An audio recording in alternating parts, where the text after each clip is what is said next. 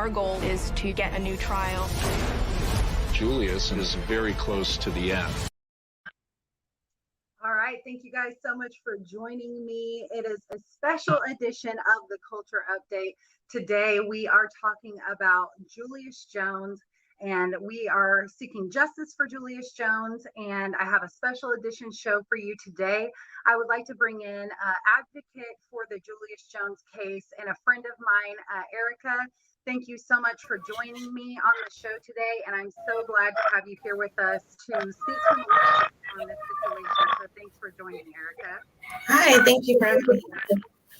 Well, for those of you who haven't heard of Julius Jones or know of the case, I did want to give just a brief little, a background of what's going on with him. So this is a case involving a young man who has maintained his innocence throughout. He has been convicted of murder. He sits on death row right now, and unfortunately, he had a horrible trial. It should have been considered a mistrial. A lot of the jurors were found to be racist. There were a lot of issues with this case. Speak on some of those issues that made you interested in this case, because wasn't there a co-defendant that also described a totally different person that supposedly committed the crime? Yes. So there's a lot of things wrong with the Julius Jones case. When I started researching it, there's the fact that the co-defendant was the one that brought the police to Julius's house and actually admittedly hid the murder weapon in Julius's house, brought them straight to the murder weapon.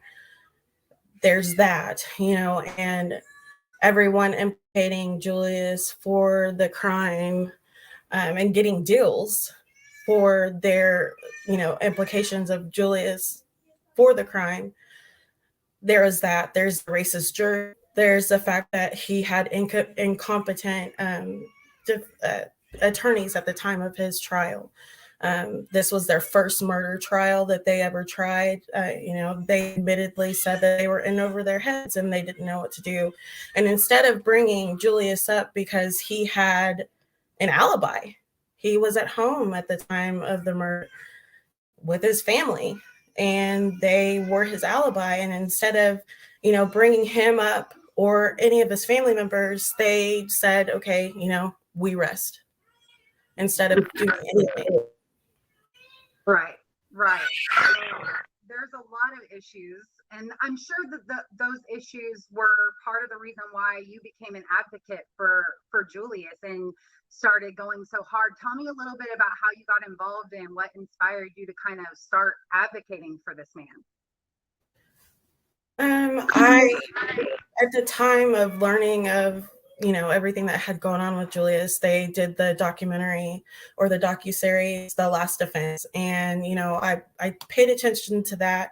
I had several friends in Oklahoma City that were advocating for Julius. One was J.D. Williams, and I would kind of check up on the case through him and see what was going on.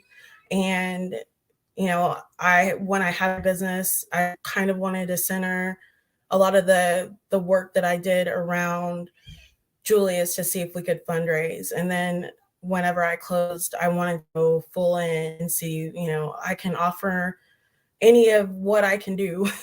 If it's, you want me on the streets, you want me to make signs, you want me to, start conversations with people, because there's no way that an innocent man should be looking at a death sentence for something he did not do.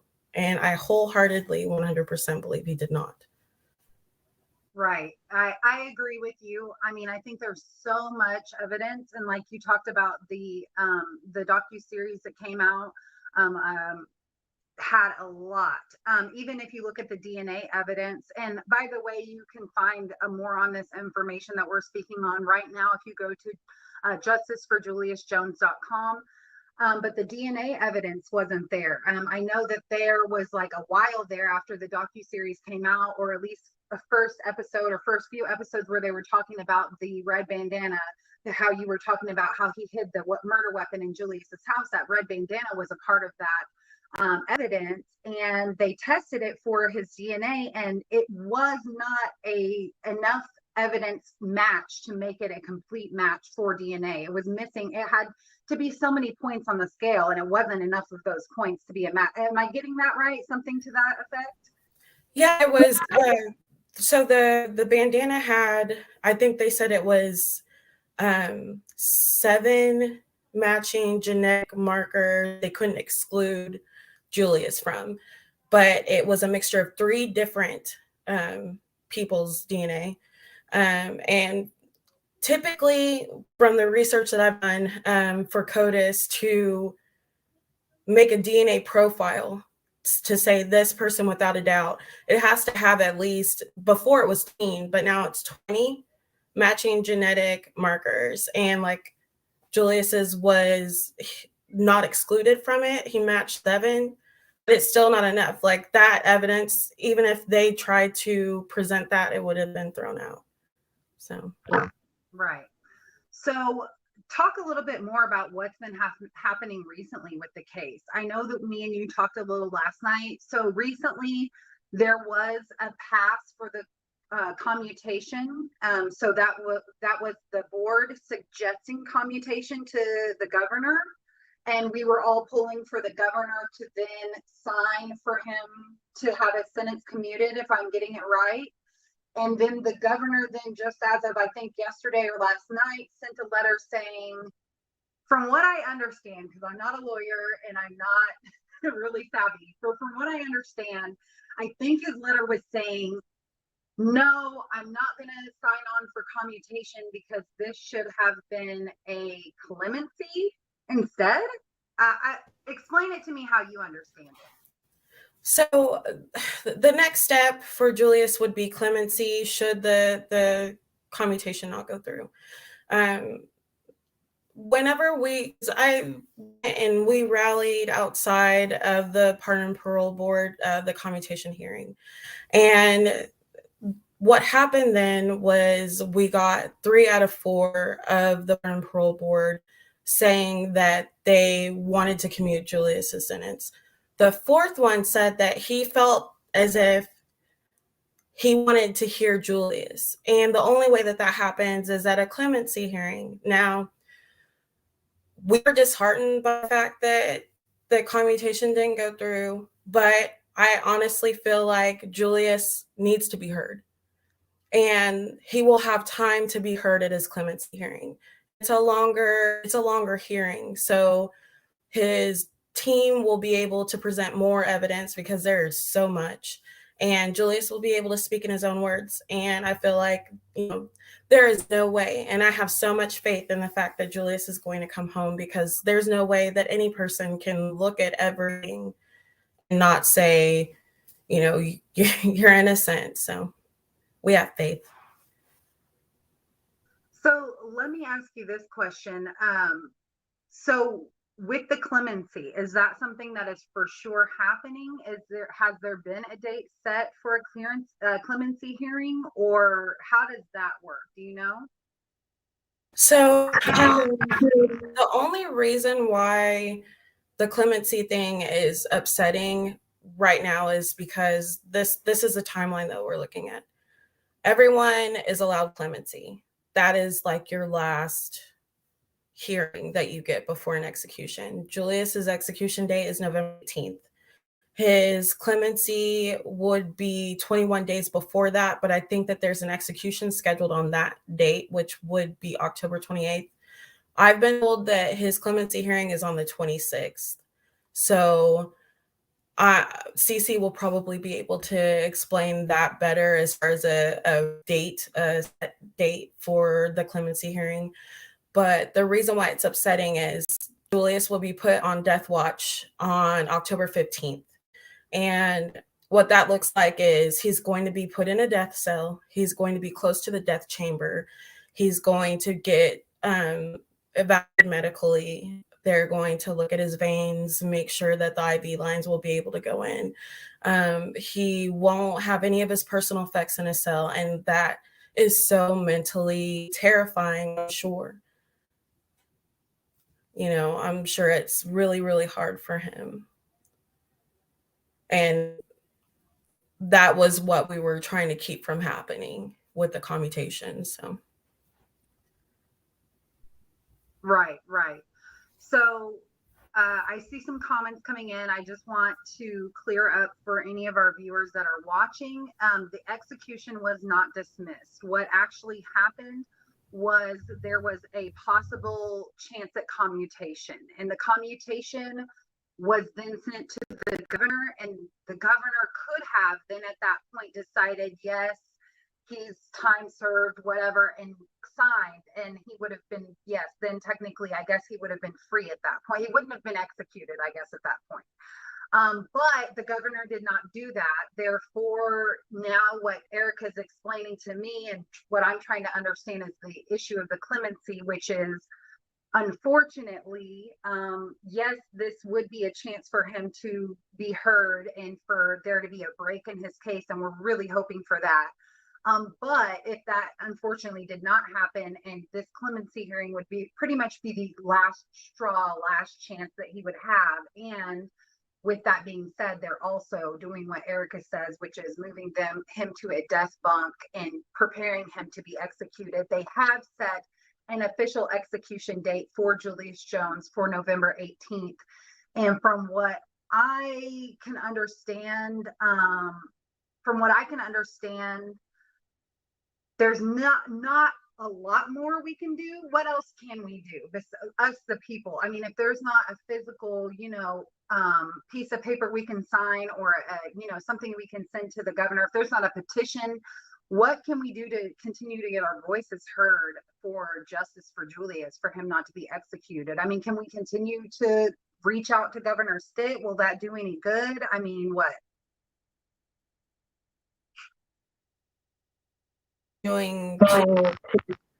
We're continuing to reach out to the governor. You can call him. You can email him. He has a contact us page on, I think it's ok.gov.ok.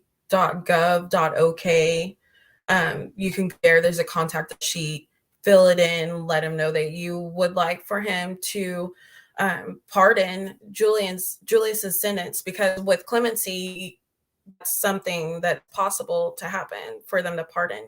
Now, I know with the commutation, it was life with parole or life without parole was a possibility. But with the clemency, I think there are different steps that the governor can take.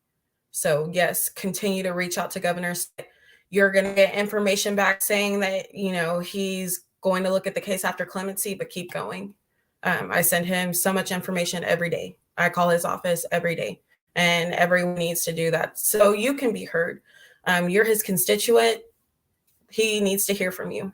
He said that he was going to listen to the people and his board. So we're giving them a chance to.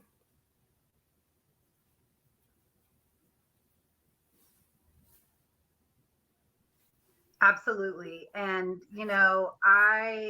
I do the most that I can. I know I'm no longer living in Oklahoma, but I still sign every petition I can. I share everything that I see. I try to reach out as well, even to the governor. I've gone on Julius's website and filled out the petition and tweeted out to the governor and retweeted to the governor of Oklahoma again and again. So even if you don't live in Oklahoma, let your voice be heard. This is still an innocent life. This is still a man that has served way more time than who I believe to be the real criminal, which is the co-defendant that ended up getting out after 15 years, who was supposed to serve 30 years, who should be the one serving life or being executed, because that's believed to be the real criminal here.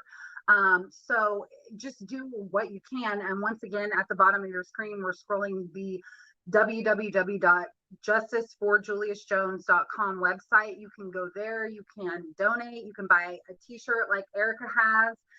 You can pretty much get your voice heard, sign the petition, figure out events that are being taken place surrounding Julius and justice for Julius.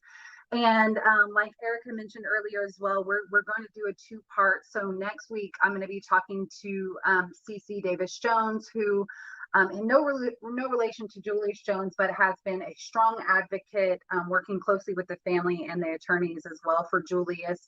And she'll be giving us some more information. But I want to take this time to just say thank you so much, Erica.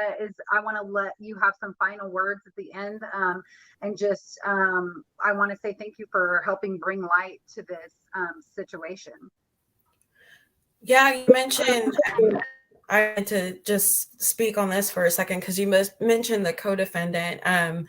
There were actually 2 other people that were on the case that were known jailhouse informants, also implicated Julius as well. So, I mean, there's 3 people out here walking free that had everything to do with the murder of Paul, and the person that, you know, had nothing to do with it is sitting behind bars and has lost over 20 years of his life behind bars over something he didn't do.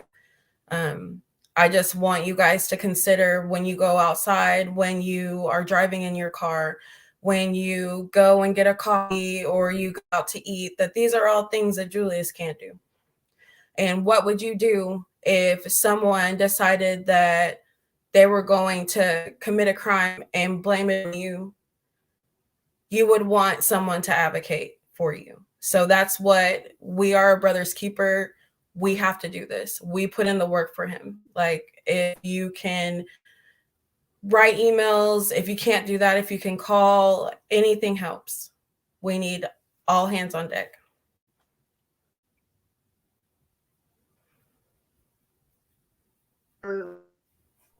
Thank you so much, Erica, and I really appreciate you talking to us. We're going to have part 2 of this series on Sunday at 7 p.m. We're going to sit down with CeCe Davis-Jones and get her perspective and get some more insight on how we can help save this man, because I would just hate to see him get executed for something that he clearly did not do, clearly did not get a fair trial. Just so many red flags, so many issues with this case. And I'm glad that we are able to talk about it, shed some light, and just hopefully we can, as many people as we can reach to try to bring awareness to this issue. So I want to thank you once again, Erica, for joining us. If you want more information on how you can help out, once again, visit justiceforjuliusjones.com, and make sure you join us again for the Culture Update Special Edition Part 2.